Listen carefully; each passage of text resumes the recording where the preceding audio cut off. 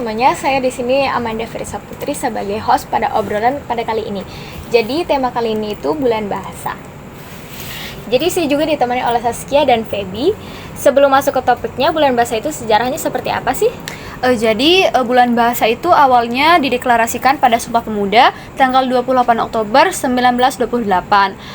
Jadi Sumpah Pemuda itu melahirkan tiga poin. Poin yang ketiganya yaitu menjunjung tinggi bahasa persatuan, yaitu bahasa Indonesia.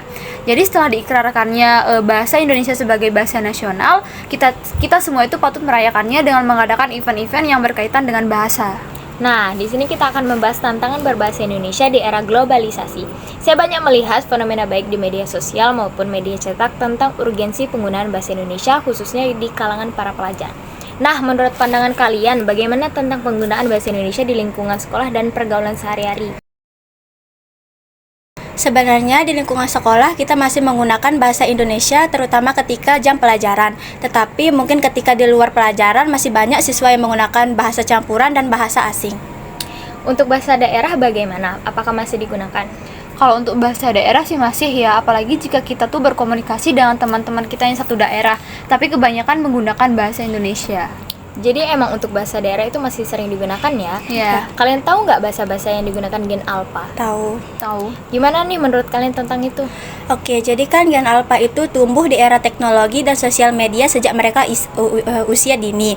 Hal itu menyebabkan mereka lebih sering menggunakan bahasa-bahasa asing, bahasa-bahasa gaul, dan bahasa campuran. Hal itu menyebabkan mereka berpotensi untuk melupakan bahasa Indonesia yang baik dan benar. Gimana ya cara mereka buat bahasa seperti itu? Menurut kalian, seberapa penting sih pelajar harus menguasai bahasa Indonesia?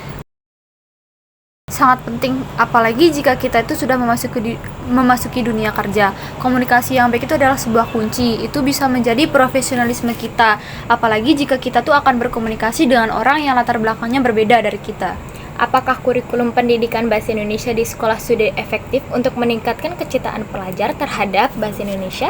Sebenarnya kurikulum Merdeka sudah cukup bagus, tetapi mungkin lebih perlu banyak inovasi lagi untuk menarik minat siswa untuk menggunakan bahasa Indonesia yang baik dan benar. Sebenarnya guru sudah sangat sering untuk mengingatkan kita untuk menggunakan bahasa Indonesia yang baik dan benar. Menurut kalian nih ya, apakah media sosial itu berpengaruh terhadap cara pelajar menggunakan bahasa Indonesia? Sangat berpengaruh, apalagi di media sosial itu banyak sekali orang yang menggunakan bahasa-bahasa gaul gitu. Terus juga pakai bahasa singkatan, apalagi jika kita sedang chattingan sama teman gitu kan, kebanyakan singkatan. Jadi ya berpengaruh juga sih.